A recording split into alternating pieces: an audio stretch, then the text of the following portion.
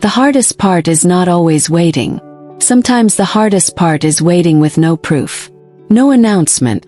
No visible progress. No testimony people can clap for. No exciting update when someone asks what is new. No polished evidence that your life is moving, that your prayers are working, that your obedience is becoming something. Just you. Still showing up. Still praying. Still trying. Still becoming in places nobody can see. And maybe that is the part that has been hurting you quietly. Not that God is taking time, but that life around you seems loud with movement while your own growth feels hidden under silence. You watch other women rise. You watch them announce the relationship, the business, the pregnancy, the promotion, the house, the move, the breakthrough, the answered prayer. You smile. You comment. You say, "I am so happy for you," and you mean it. But after the phone goes dark, something in your chest gets honest. Lord, what about me? Not because you are bitter. 'Cause you are tired. Tired of being happy for everyone else while secretly wondering if heaven skipped your name. Tired of having nothing to report except that you are still trusting God. Tired of saying, "I am waiting on the Lord," when deep down some days it feels less like waiting and more like disappearing. You know what it feels like to avoid certain conversations because you already know the questions. Are you still at that job? Are you seeing anyone? When are you starting? What are you doing with your life? They may not mean to hurt you, but the questions still land on places that are already tender. So you smile. You answer lightly. You make it sound fine. But later when you are alone, the weight comes back. You lie awake replaying the same thoughts. You wonder if you missed an instruction. You wonder if you are being patient or just stuck. You wonder if the quiet is preparation or punishment. And because you are a woman of faith, you feel guilty for even asking. But I want to say something gently. God is not offended by the honest questions you bring to him in the dark. He already knows the part of you that is tired of being strong. He already knows the part of you that claps for others while quietly aching. He already knows the part of you that has been trying to stay faithful without needing everyone to see how much it costs. And today I want to speak to that woman. The woman being built in silence. The woman who has not stopped growing even though nobody is watching. The woman who keeps thinking nothing is happening because the work is not visible yet. Listen to me closely. Silence is not always God's waiting room. Sometimes silence is his workshop. And in the workshop things are not displayed. They are shaped. They are cut. They are measured. They are corrected. They are strengthened. They are prepared for use. No one claps for wood while it is being carved. No one applauds gold while it is in the fire. No one celebrates a foundation while it is still beneath the ground. But without that hidden work, nothing strong can stand. Let me tell you about a woman named Naomi. Naomi was the kind of woman people described as steady. She was dependable. She was kind. She was the one who remembered people, prayed for people, checked on people, helped people move through their own difficult seasons. But somewhere along the way, Naomi started to feel like she had become a bridge everyone crossed while she herself stayed in the same place. Her friends were moving forward. One got married. One launched a business. One moved abroad. One posted a testimony about how God opened a door she had been praying about for only a few months. Naomi was happy for them. But happiness for others did not erase the quiet question rising inside her. Why does it seem so easy for everyone else to arrive? She did not say it out loud. She was too graceful for that. Too trained to keep her pain presentable. Too used to carrying disappointment in a way that did not make other people uncomfortable. But the ache was there. One Sunday afternoon after church, a group of women stood outside laughing and talking. Someone asked Naomi, "So what is new with you?" It was a simple question, but something about it made her feel exposed. 'Cause what could she say? That she had been waking up earlier to pray, but still had no clear answer. That she had been healing from things she never told anyone about. That she had stopped reacting to disrespect the way she used to. That she had been learning discipline in private. That she had cried less this month than last month. That she had finally stopped begging for closure from someone who hurt her. that she was becoming a different woman, but the transformation had no picture, no caption, no proof. She smiled and said, "Nothing much." And the moment she said it, something inside her sank. 'Cause it was not true. Everything was new. It was just hidden. That evening, Naomi went home and sat on the floor beside her bed. She had meant to clean. She had meant to cook. She had meant to prepare for the week. But instead, she sat there with her back against the wall, still wearing her church clothes, feeling strangely tired. Her phone was beside her. She opened it, scrolled for a few minutes, and saw another announcement. Another woman glowing. Another caption about God's timing. Another comment section full of celebration. Naomi locked the phone and placed it face down. Then she whispered something she had been afraid to say. "God, I feel like I am becoming invisible." The room was quiet. No answer came quickly. And that made her angry in a way she did not expect. Not loud anger. Not disrespectful anger. Just the tired kind. The kind that comes when you have tried to be faithful for so long that even your faith starts to feel worn. She opened her journal, but she did not write anything spiritual at first. She wrote, "I am tired of being under construction." Then she stared at the sentence. Under construction. That was the phrase. Not abandoned. Not useless. Not forgotten. Under construction. And suddenly, she remembered something her father used to say when they passed unfinished buildings on the road. He would point at the ugly concrete, the scaffolding, the dust, the broken-looking structure and say, "Don't judge it yet. The builder is not finished." Naomi closed her eyes. Don't judge it yet. The builder is not finished. That sentence did not fix everything. But it gave her enough light to stay in the room with God instead of running from the silence. And maybe that is where you are. You have been judging your life while the builder is still working. You have looked at the scaffolding and called it failure. You have looked at the dust and called it delay. You have looked at the quiet and called it absence. You have looked at the hidden process and assumed it meant God had nothing to show.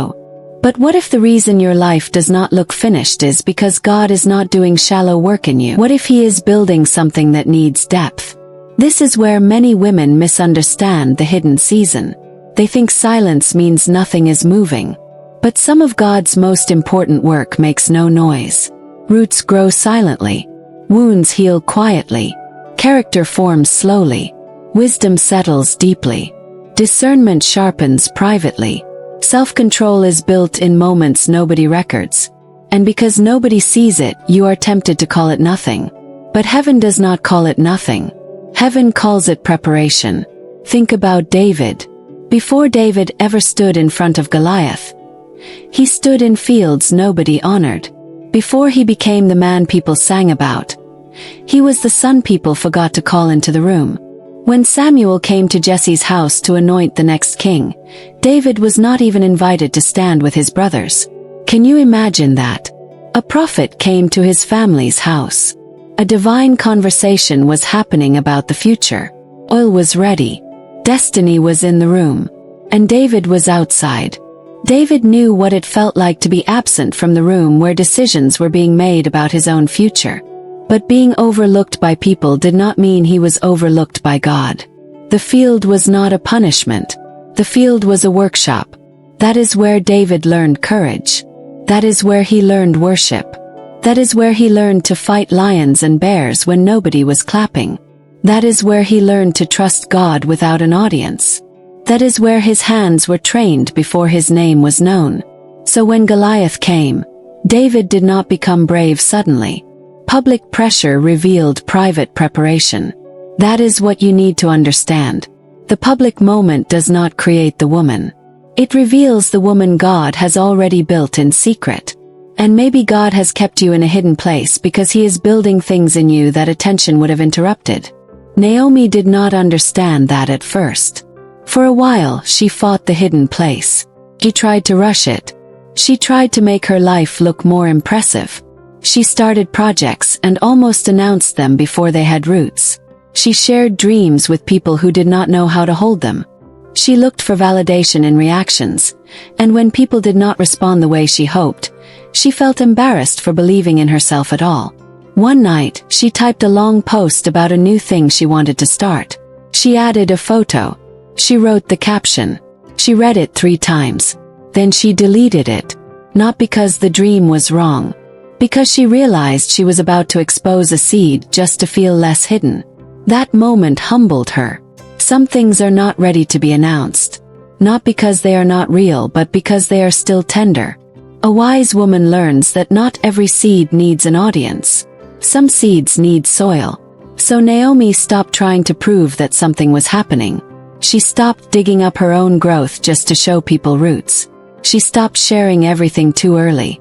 She stopped asking people to validate what God had already whispered. And slowly the silence changed. It did not become easy, but it became sacred. She began to see the hidden place differently. The morning she prayed before checking her phone was not nothing. It was a brick. The afternoon she chose not to answer a message that would pull her back into confusion was not nothing. It was a brick. The evening she worked on her gift for 1 quiet hour after a long day was not nothing. It was a brick. The moment she apologized sincerely without defending her pride was not nothing. It was a brick. The day she did not fall apart over something that used to break her was not nothing. It was a brick.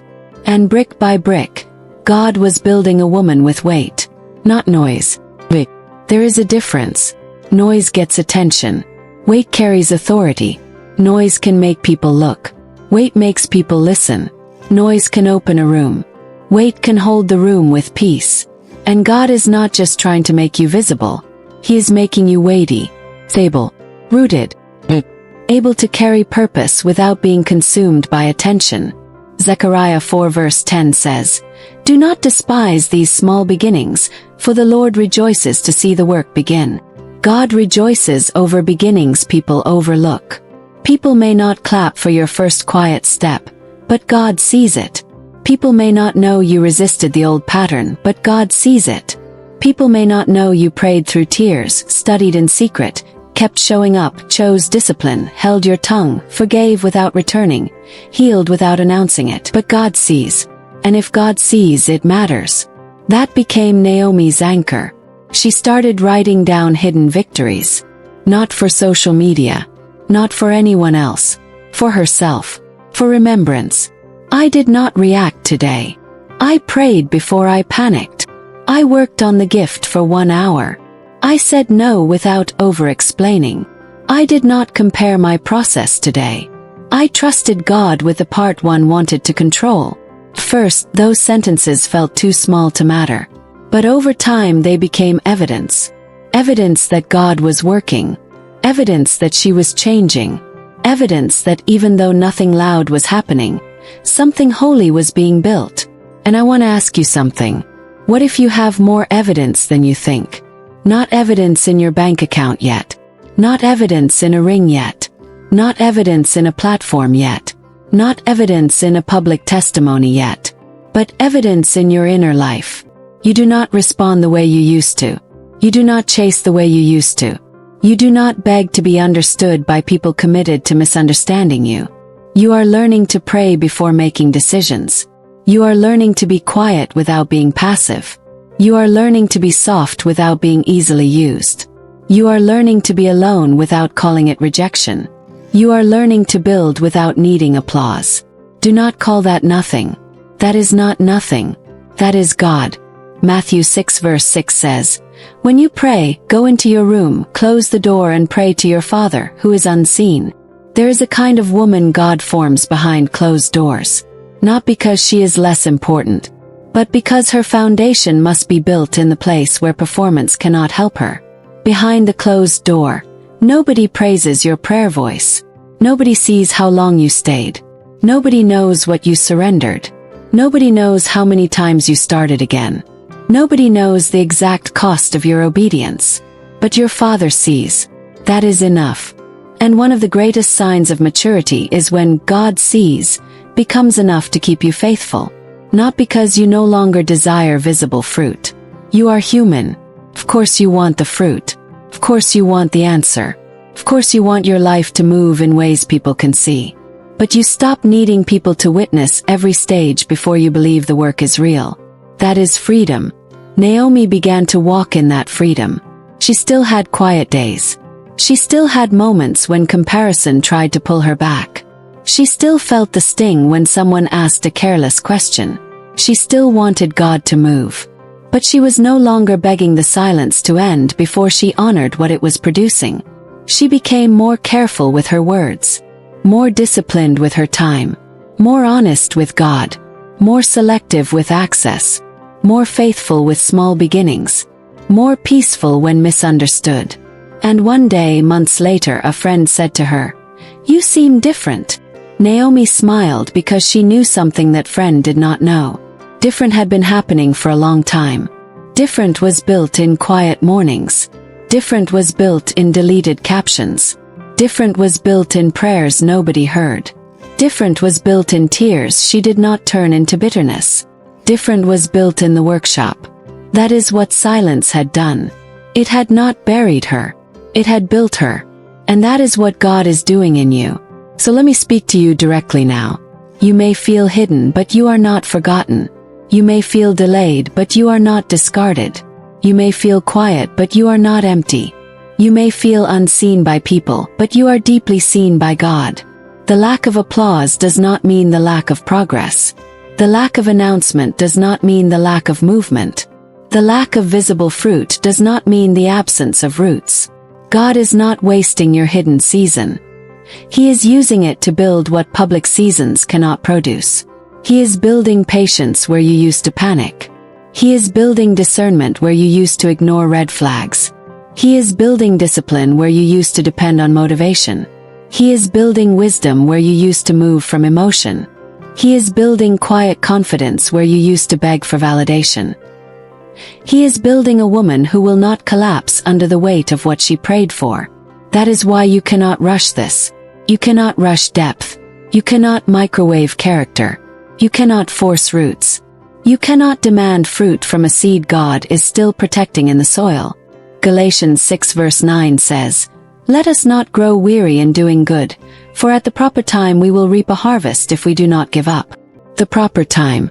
Not the time comparison demanded. Not the time fear begged for. Not the time people expected. The proper time. And until that time comes, your assignment is not to panic. Your assignment is to remain faithful in the workshop. Let God shape what still needs shaping. Let Him strengthen what still feels fragile. Let Him correct what would not survive visibility. Let Him heal what attention could never fix. Let Him teach you how to be known by Him before you are noticed by people. Because when God finally brings you forward, you will not have to pretend to be ready. You will be ready. Not perfect. Ready. Ready because you learned Him in silence. Ready because you obeyed without applause. Ready because you became rooted when nobody was watching. Ready because the woman walking into the public season was not manufactured for attention. She was formed in the presence of God. So stop judging your life too early.